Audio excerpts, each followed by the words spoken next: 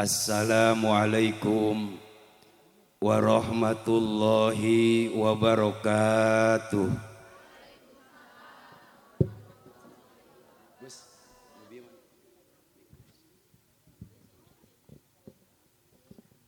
Alhamdulillahilladzi wa kafa. Wassalamu ala sayyidina Muhammadin wa ala alihi wa sahbihi ajma'in, amma ba'du.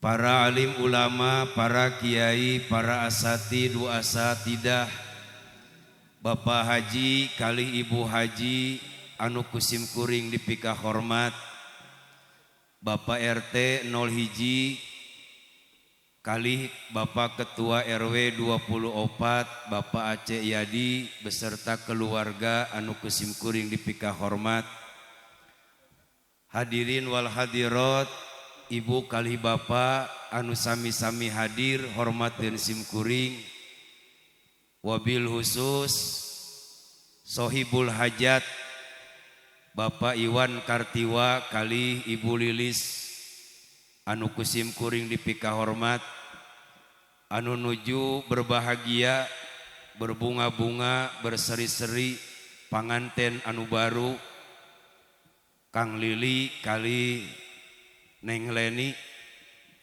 oge teu hilap panganten anu barari, bari teh teuing lila teuing bararingung, tapi piraku rek baringung anyar lebaran.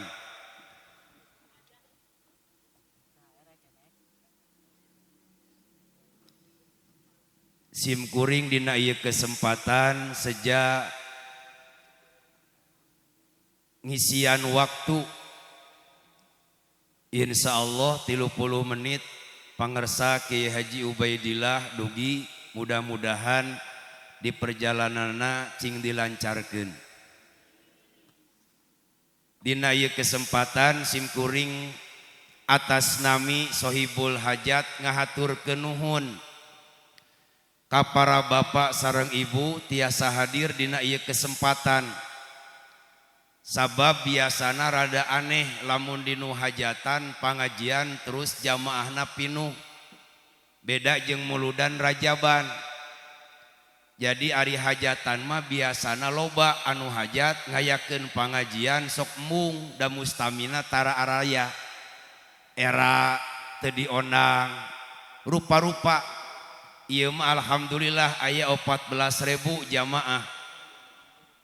Ieu teh teuing yang serikeun caritaan abdi, teuing yang serikeun nu masang spanduk. Keun wios ieu mah da anggap ngeusian heula. Sabab tadi lamun di ditu karunya rada eungapeun ke Kang Haji Ubay.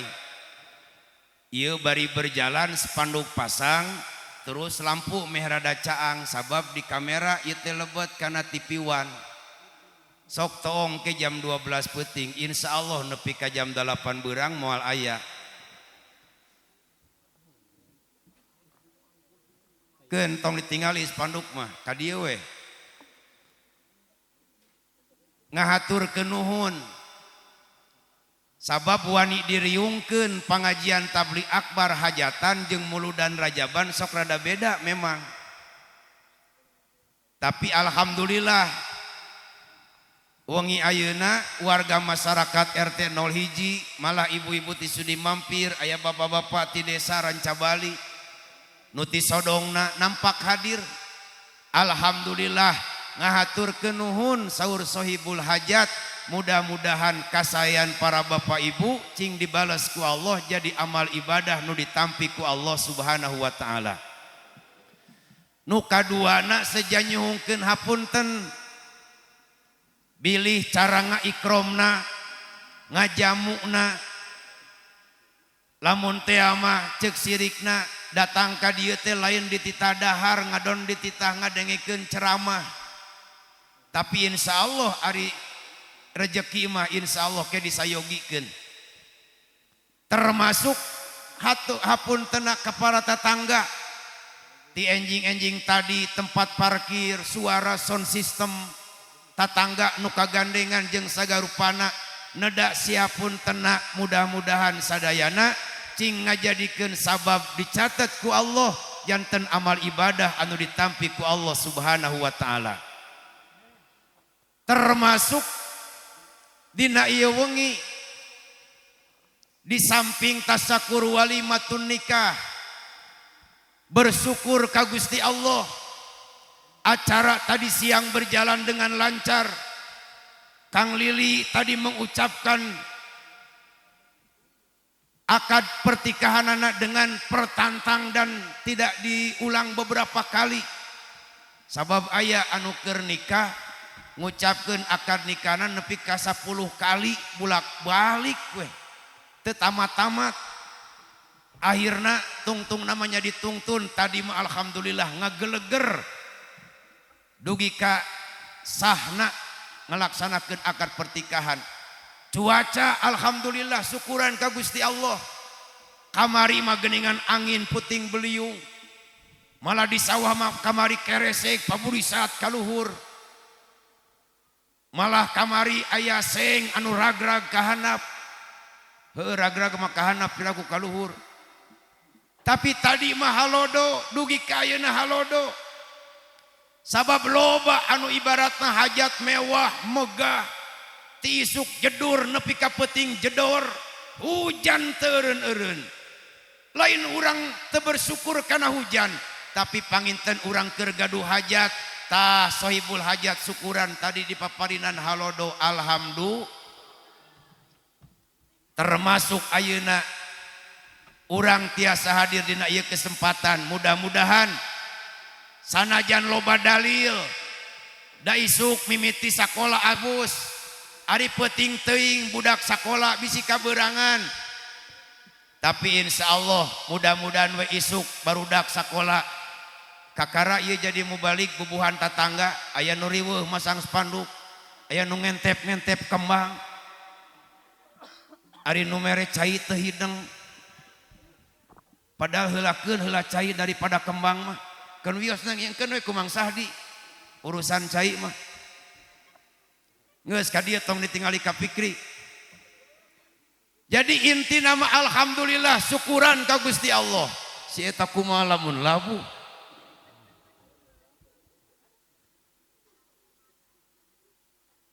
Jadi aing poho deui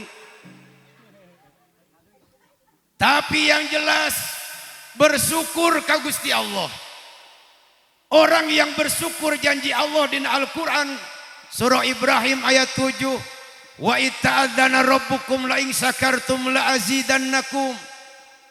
Kalaulah Allah memberikan nikmat kepada kita kemudian kita mensyukuri kenikmatan itu zaidah Allah akan menambah-nambah kenikmatan itu tadi. Ari syukur teh mun ceuk bahasa orang dieu mah ngagunakeun pamere sesuai jeung kahayang nu mere eta teh syukur. Sohibul hajat ngayakeun pertikahan biaya lamun teh mah dihitung teu cukup jutaan bisa jadi mengjut-njut. Tenda sabaraha juta, sound system sabaraha juta. Encan ieu priwe penante tek-tek bengek dan lain seterusnya. Encan rokok, kopi, sate jeung lain sajabana.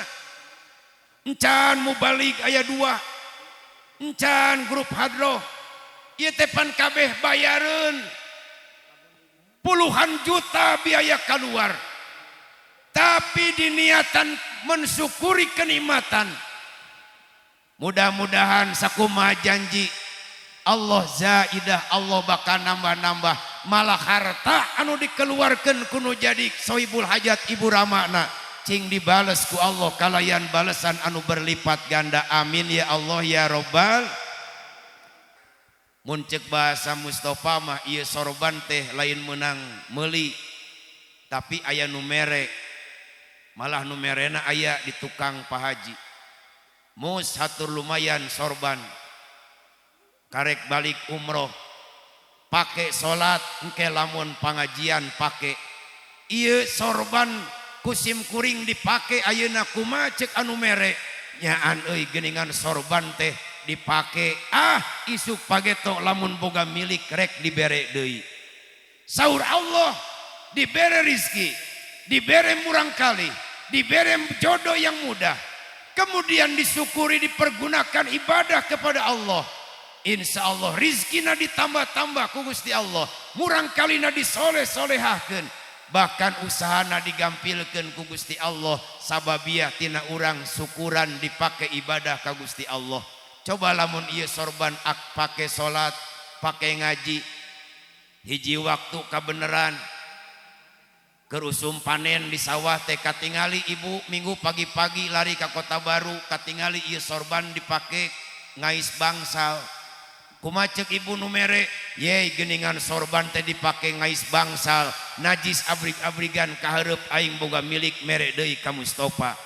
Saur Allah, silakan panjang umur, mangga rizkina, silakan mudah jodona, tapi akibat dari kufur kepada Allah, dimudahkan rizki, dimudahkan jodoh, dimudahkan usaha, tapi dipergunakan maksiat, dipergunakan untuk amal gegabah, tara daek ibadah, maka adab Allah nu kalintang pedihna. Tak mudah-mudahan urang sadayana khususna soibul hajat ngayakeun pangaosan dina ieu wengi, lain rek ningalikeun kaboga, bukan mau memperlihatkan harta, tapi semata-mata sejak munajat, sejak ibadah ka Gusti Allah. Mudah-mudahan sakali deui naon rupa pamaksadan hajat soibul bait cing diwaler, cing diijabah, dikabul ku Allah Subhanahu wa taala. Ibu-ibu lengkahna anu caket, anu tebihna, anu naik motor, nu naik Grabna, nu naik mobilna, malah aya bapak ustad jeung rombongan anu ti Lembangna, mudah-mudahan sadayana lengkahna cing dijadikeun amal soleh, amal ibadah ku Allah Subhanahu wa taala. Nu kaduana, di samping saja syukuran sabada akad pertikahan, nadapi doana ieu khusus kanggo ramana Neng Leni, Bapak Wahyu anu urang populerna apa di RT 01 mah Bapak Wahyu, padahal dina Disduk Capil KBB nama teu aya nami Wahyu, aya ge namina Bapak Iwan Kartiwa. Abdi ge saneng-eneng kakarek ayeuna apal yen Kang Wahyu teh nama aslina mah Iwan Kartiwa. Mantenan nuju diuji, ayeuna nuju kirang sehat, jag-jaguar ringkas, nyarios soca mah, cepil mah, tapi sampeanana anjeuna insyaallah sejak ikhtiar sabada hajat bade ngalaksanakeun operasi kecil, mudah-mudahan cing dikiatkeun disobarkeun kalayan aya keajaiban disehatkeun ku Allah Subhanahu wa taala. Nu katiluna sejak tadi teh sanajan tanggal 10 saur Kang Ustaz Salim erek seja dorong doa kanu jadi aki ninina Neng Leni, aki nininya ramana Ibu Lilis, Bapak Haji Uji, Bapak Haji Ono bin Aki Hadi sejak ngahaulkeun ngadoakeun ka mantena, termasuk mudah-mudahan ngadoakeun nu jadi aki nini, mendoakan buat orang tua ya khususna panganten anu anyar, mudah-mudahan dina perjalanan rumah tanggana salawasna aya dina naungan rahmat kalayan diberkahkeun ku Allah Subhanahu wa taala. Ieu mal mayit fi kubrihi kalgorikil mugawis, aki nini udeg-udeg jang kawareng bau nugi ka kabelah dituna kakait siwur encan kakait ku rambutan. Yang jelas karuhun-karuhun kita yang telah ada di alam barzah, mereka yang sudah ada di alam kubur meninggalkan kita, apa yang mereka butuhkan dan bermanfaat buat mereka ahli kubur? Tiada lain dan tiada bukan adalah doa daripada keluarga ahli waris, daripada sahabat, daripada tetangga. Mataku urang kudu didoakeun, sabada netepan doakeun kolot urang. Lamun bisa ku Arab, Allahumma gfirli wali walidayya warhamhuma kama rabbayani shogiro. Lamun teu bisa ku Arab, pakai bahasa Sunda, atau bahasa Indonesia, ya Allah ya Tuhan kami ampunkan dosa saya, ibu bapak saya, sayangi mereka sebagaimana mereka menyayangi saya di waktu kecil. Urang mada orang Sunda, orang Nusantara, ya Allah hapunten kalepatan abdi, ibu Rama abdi, pikanya ibu Rama abdi, sakuma ibu Rama abdi, mikanya ka abdi di abdi waktu alit. Abdi mada orang Jawa, sok ngadoa pakai bahasa Jawa. Ya Allah ya Robbana, nang kono nang kene ora ono ojo lali. Nu penting mangga doa sesuai dengan kemampuan kita, sesuai dengan bisana kita. Pakai bahasa Arab boleh, Indonesia boleh, Sunda, mangga, Jawa, monggo. Ku bahasa naon wae oge urang doakeun. Ari ngadoakeun kolot urang nu geus aya di alam kubur bakal nepi. Cing iman, cing yakin, cing percaya bakal nepi. Lamun teu nepi sok maot heula ti heula. Engke urang doakeun ti dieu. Lamun teu nepi balik deui ke kasudi mampir. Lamun bisa kitu oge. Matak alhamdulillah tadi mendoakan. Mudah-mudahan cing jadi kawaris. Ibu Lilis, Bapak Wahyu termasuk sadaya keluarga besar nama Haji Ono bin Aki Hadi, Abah Haji Uji bin Haji Toha. Kawaris jadi murang kali anu soleh sareng soleha. Amin ya Allah ya Robbal. Terus lamun teh ama urang boga rejeki, sok niatan sodako khusus keur kolot urang. Ananda Lili Iramana parantos mulih karahmatullah almarhum Bapak Tono, Bapak Nana Hartono, perpaduan Jawa Sundanya. Sabab Nana ti Sunda, Nono ti Jawa, sabab Jawa mah rata-rata o. Lamun teh mah di Betawi mah lamun di Jember Jawa mah nya. Padahal mah urang Kicau kabelah luhurna deui. Yang jelas mendoakan termasuk di mana boga rezeki. Urang bersodako, urang berbagi rezeki, insya Allah bakal nepi. Matak aya geningan NU mahawalan satahun sakali. Ingat-ingat ka kolot urang. Kade kolot urang, keluarga urang nu geus daya alam kubur teh henteu mararaot. Nu ancur, nu maot mah tulang belulangna, ruh nama hirup ningali ka ningali ka urang ningali kabeh karuhun kolot urang. Mudah-mudahan khususna sepuhna ieu almarhum Bapak Nana Hartono, ramana ieu panganten anu enggal. Mudah-mudahan termasuk karuhun-karuhun keluarga besar Bapak Wahyu kali Ibu Lilis, mudah-mudahan di alam kuburna cing aya dina naungan rahmat, dicaangkeun dilegakeun kalayan dipaparinan kanikmatan di alam kuburna. Amin ya Allah ya Robbal. Tah jadi urang doakeun sabab eta nu dibutuhkeunana. Insyaallah kebab pertikahan manya ku pangersa Kang Haji ke bakal dikupas tuntas. Ieu mah etang-etang simkuring bari sambutan atas nami keluarga. Sakali deui utami nama ngahaturkeun nuhun oge hapuntenna tina sagarup pikakiranganana termasuk doana barakallahu laka wa baraka alaika wa jama'a bainakuma fi khairin wa afiatin. Mudah-mudahan ieu panganten anu enggal cing diberkahkeun ku Gusti Allah, dikumpulkeun rumah tanggana dina rumah tangga anu barokah, kalayan mudah-mudahan disehat wal afiatkeun lahir sareng batina. Amin ya Allah ya Robbal. Ngadoakeun panganten anu anyar sarua jeung ngadoakeun urang masing-masing anu geus berkeluarga. Aya nu tos narika di dieu aya ayanya, aya nu teu acan jara romlo. Randa aya randa. Aya ngan umurna geus 85 Gus bade. Aya ieu jomblo da ieu mah budak keneh wawasna ge can jadi. Alhamdulillah. Matak mudah-mudahan sakali deui utami nama urang dina ieu kesempatan cing dibeungharkeun ku Gusti Allah, beunghar lahir batin, rumah tangga keluarga Alili jeung Neng Lenina cing dibeungharkeun Gusti Allah, yakin pasti bakal beunghar geus nikah mah. Mata kelamun hayang beunghar buburu kedah nikah.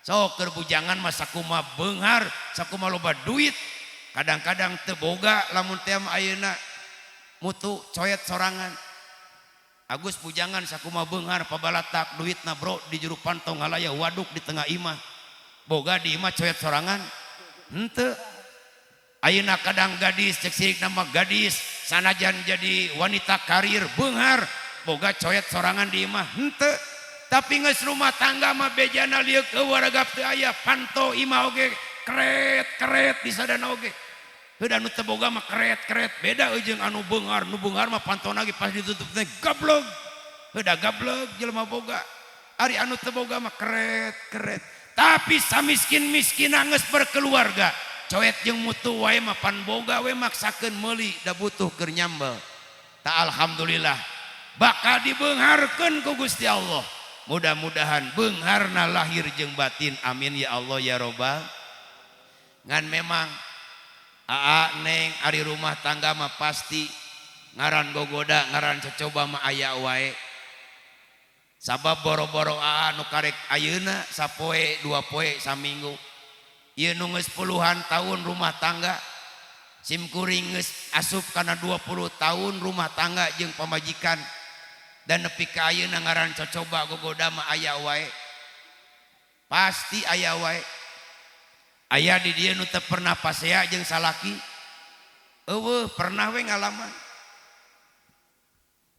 cuk ibu teh wah abdi mah teu pernah ngadenge salaki amok-amokan gogorwokan lain teu pernah bonge we eta mah jadi teu kadenge ngamokan teh pasti bakal ngalaman tapi tong jadi di pikahariwang dan nu penting mah urang sadayana cing deukeut cing caket cing daek ibadah ka Gusti Allah yaj'allahu makhraja Allah akan memudahkan jalan keluar setiap persoalan anu menghimpit ka urang sadayana tah neng nya di panganten nu enggal geun wios capek-capek ge nya kagok ieu mamahna nu boga hajat tunduhnya tunduh cangkeul padahal teu lumpatan tapi asa ripuh we keun bae kagok ripuh meh jadi ibadah ulah waka uwinya dari si akang mah da teu sehat jadi sawios tadi teh boro-boro nu anyar rumah tangga nu geus seubeuh ge nepi ka ayeuna ieu nu geus puluhan tahun rumah tangga kabeh ge dialalajar sok bisa diriungkeun pasti aya we pernah salah paham pernah lamun teh mah ayeuna silih polototan keun eta mah pasti ngaranna ge bumbu dina rumah tangga tapi ari ayeuna mah saminggu ka hareup moal pati meureun henteu Siti Aisyah henteu tapi ya Humairo wahai yang pipina kemerah-merahan teu kengeng nyebat ngaran salaki ngaran Mustofa yo Mustofa teu meunang Mustofa ieu nu di Balanda nu ieu Batara pipina nu kemerah-merahan salaki abdi teh kabeneran hansip lamun ngagerowan ka salaki abdi ya hansip ulah atawa lamun teh anu geuneuk pipina ya kageneuk-geneukan entong meureun teh di baledog sendal ayeuna mah awal-awal pertikahan mungkin ieu panganten anyar mah bahasa ngarareuna lempang paduduaan leungeun tara dilesotkeun ceuk sirik nama babarengan reka warung oge reka pasar oge dahareun teu pati riweuh dihanapeun kasur pabalatak keneh sesa urut hajat beas nampuyak keneh pan di dapur menta kakolot teu era rumah tangga anyaran mah tapi rumah tangga sudah puluhan tahun 1 tahun 2 tahun 3 tahun mulai aya perubahan eta lumrah manusiawi Syekh Imam Al-Ghazali ngungkapkeun yen perjalanan rumah tangga teh bagaikeun urang aya di sisi pantai lautan di sisi pantai lautan mah urang eueuh gogoda ka tengah gogoda karasa ka tengah makin lila rumah tangga makin urang kolot bukan makin tidak ada ujian dan musibah tapi malah justru akan semakin banyak dan besar ujian dan masalah kema kaditu kadang-kadang tong cek sirik nama Kerusum bobogohan mati apal kadang-kadangnya kumaha sarena pasangan urang teh geus rumah tangga mah pan katingali kabeh pas ditingali ku anak sare di lawang pantau ari pek teh pamajikanana teh sarena teh sok bari disada krek moal amak naon sababna sababda urang geus diikat ku ikatan pertikahan mah kelemahan dan kekurangan pasangan urang wajib nutupanana tong dibeja-beja keur ngariung jeung tatangga euceuk salaki abdi mah aduh ari panya teh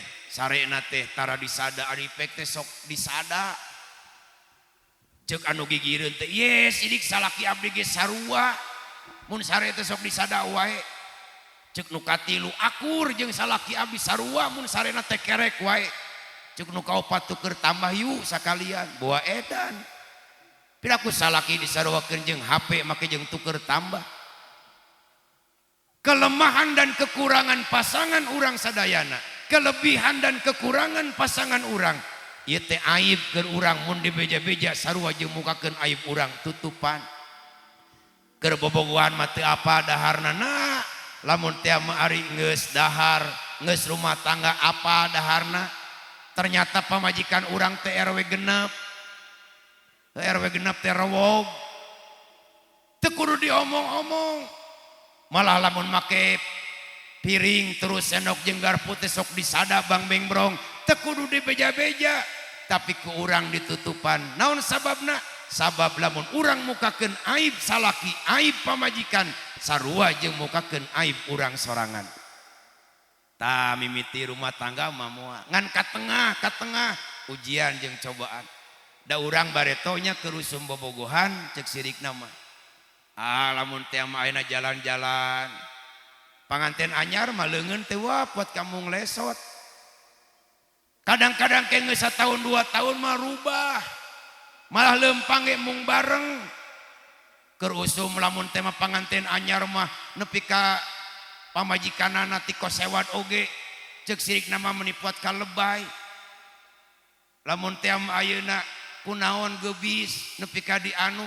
ari geus puluhan tahun mah kadang-kadang pamajikan di kosewat oge ari sia teu neuleuh atuh dihareup aya batu teu neuleuh geus lila mah ari keur mimiti rumah tangga mah wah puat ka disanjung puat ka dimenak-menak kadang-kadang keur usum bobogohan mah geuningan panangan oge lamun jalan-jalan ka kota teh teu leupas padahal ceuk sirikna mah lamun teh mah keur usum bobogohan mah lain muhrim panangan teh doraka geus rumah tangga mah pantel panangan eta teh leuwih hade padilahna salat duha 2 rakaat matak hayang leuwih loba pahala salat duhana sok nepi keremuk-remuk leungeun pamajikan cepengan da biasana ari geus rumah tangga mah non teh pageweng-geweng teh geus embung leumpang ge hare-hare pamajikanna di tukang salakina geus dihareup bapak dagoan burukeun sia teh meni lila leumpang teh goyobot pisan siga entog tuh dicarekan disebut entog ibu ngeunah henteu airna hari siana entog-entog tapi dikeureuy we tiap malam Jumaah ongko malam Sabtu Mineng malam Minggu unggal peuting we dikeureuy dipoyok dilodok dilebok lamun ceuk bahasa Jawa mah tah eta mah bumbu dina rumah tangga geus diikat ku ikatan rumah tangga mah urang nutupan aib kakirangan kailapanana eta termasuk kana nilai ibadah di payunan Allah Subhanahu wa taala Allahumma sholli wa sallim wa barik termasuk hidup danya ari secara teori mah anu ngan utamina mah wayahna kanu jadi kolot mitoha bahasa teh mitoha atau teh kolot hidup pek penta doa restuna mengpeng aya kene ma bapa mengpeng aya kene sok kuaa karasa geus teu aya bapa ceuk sirikna mah sakuma boga rezeki hayang mere martabak hayang mere rezeki da geus teu aya matak aa mumule manfaatkeun mengpeng mamah aya kene mulyakeun hidup bisa ngamuliakeun nu jadi kolot hidup maka hidup bakal dimuliakeun ku Gusti Allah neng Leni bapa aya kene mama aya kene jararagja kene muliakeun tong dilalawora karasana mangke kaduhung nama geus teu aya matak memulai ti ayeuna sok ceuk sirikna mah boga rezeki barang bere kanu jadi kolot bisi neng Leni hayang mere ka kolot ceuk sirikna mah kudu padu jeung salaki mere lamun teh mah kanu jadi kolot kudu padu jeung pamajikan wasawirhum fil amri sabab loba niatna alus tapi carana goreng ku sabab teu musyawarah akhirna paburisat aya salaki pamajikan kabeneran salakina teh ceuk sirikna mah tukang ojek ngan kabeneran lamun teh mah ayeuna eta tukang ojek teh bana teh geus dugul geus kempes ban jerona teu kabeuli ban akhirna ngojekna eureun pamajikanana kabeneran deui boga anting boga emas ngan anting nu sabeulahna ting coplok di mana ngagantel we sabelah salakina teh kadu karunya teuing pamajikan aing batur mah nepi ka geulang kana siku-siku nepi kana bahu ngaberebet nepi ka di kieu-kieu saking kulobana geulang kalung oge ngaberebet ka dieu nepi ka kahandap aya batu alian ari pamajikan aing karunya teuing anting nangan sabelah keun bae ieu ban anu gundul oge erek dijual we da payu meureun cukup keur meuli anting hijieun timbul niat alus pamajikanana salaki aing karunya teu usaha motorna dabanna eta kempes gundul geus teu bisa ditambah jeung sajabana ari meuli da teu boga duit ieu we anting sabelah da payu rek dijualkeun bae murah-murah oge cukup keur meuli ban belenyang teh pamajikanana tos aya pamajikanana teh belenyang ka toko emas ngajual anting nu sabelah terus balanja ka toko onder dieu motor meuli we ban anu anyar salakina belenyang ka toko motor ngajual ban anu urut belenyang ka pasar meuli anting sabelah datang ka imah duanana geus pede pasti pamajikan aing bungaheun salaki aing pasti bakal bagja muka carita bapana mamah bapak teh da sabener namanya ge kieu hayang ngabungakeun mama watir ningali mamah kaditu kadieu guntang-ganting make antingan sabeula bapak bae ridho ngajual ban motor anu bit anu geus gundul teh ieu dibelikeun anting sabeula jadi ayeuna mah ceulina aya 2 anting pamajikanana nu tadina dianggap bakal bunga kalaka dan nyengir molotot ari bapa atuh sia teh erek mang meulikeun anting lain nyarita heula peuting nyaho anting nu sabeula teh ku aing geus dijual ka toko emas dibelikeun ta ieu ban keur gaganti motor ban sia anu kamari geus gundul tungtung nama lain araratoh ngadon pasea niatna mah halus tapi teu wasawirhum fil amri matak ayeuna lamun teh mah pamajikan jeung salaki kadang-kadang sok aya pamajikan rek mere rezeki ka dulur ka kolot salakina sok rada molotot salaki erek mere kalusan kanu jadi kolot pamajikanana sok ieu tah cing wasawirhum fil amri indung bapa nu ngalahirkeun indung bapa nu ditika ku hidup mitoa sarua kudu dimumule sarua kudu diikrom sabab lamun hidup geus meunangkeun karidoan nu jadi kolot ridho Allah fi ridho il walidain wa sukhti rabbi fi sukhtil walidain ridhonya Allah tergantung kepada ridhonya orang tua lamun indung bapa geus ridho Allah bakal mikaridho ka hidup rumah tangga lamun geus dipikaridho ku Gusti Allah lain berarti moal dibere masalah jeung ujian tapi dikala dibere masalah jeung ujian yaj'allahu makhraja Allah ngababarikeun jalan kaluarna ieu ngaran di alam dunia mah masalah soal ujian moal eureun-eureun sok nu bujangan nu gadis lamun geus kawin mah pasti moal aya masalah beledug we kawin aya wae masalah geus rumah tangga lamun teh mah sigana rumah tangga teh mun geus boga budak mah moal aya masalah beledug we boga budak aya wae masalah mah hiji tambahan kudu 2 geus 2 aya wae sugan ke mah geus rumah tangga meureun moal geus rumah tangga aya wae ngaranna jelema hirup di alam dunia mah moal leupas tina masalah carana supaya urang bisa keluar tina eta cocoba teu dikajabi iwati urang kudu ngadeukeutkeun diri ngalobakeun amal ibadah ka Allah Subhanahu wa taala. Tah mudah-mudahan ieu panganten anu enggal umumna urang sadayana mudah-mudahan salawasna cing aya dina naungan pertolongan kalayan aya dina kaberkahan kenging karidoan ti Allah Subhanahu wa taala. Amin ya Allah ya robbal. Alhamdulillah ti abdi panginten sakitu nya sabab memang Saibul Hajat mete kahayang nanti tong penting teuing ikan sepat ikan gabus makin cepat makin bagus nah gitu, ikan koi ikan arwana ikan lele ikan patin tah nu kitu mah ngaran lalaukan baelah teu nyambung ge. Terakhir simkuring panginten secara pribadi keluarga oge atas nami Majelis Al Abror nya ngawilujengkeun Id Mubarak wilujeng Idul Fitri 1440 genep minal aidin wal faizin hapunten anu kasuhun lahir sareng batin khususna Mustofa tukang ngomong loba nyarita di pengajian pasti loba salahna tinimbang benerna walaupun teu kabeh salah pasti aya nu pernah nyeri hate kasinggung ku cariosan simkuring kira-kira ngapunten tenepi henteu. Bisi aya nu can apal abdi nami Mustofa Hilmi bin Haji Ahmad Satori bumi abdi di Palih Kidul mudah-mudahan insyaallah sanes waktos tiasa ditepangkeun deui. Abdi di Kota Baru blok belakang Benteng Kota Baru 10 kilo tidinya aya mobil Avanza aya Alphard garasi aya 3 imahna 3 tingkat ta eta tatangga abdi tah mah abdi mah di pangkeureunana sakitunya ieu mah keun bae lah hitung-hitung nungguan we mubalik.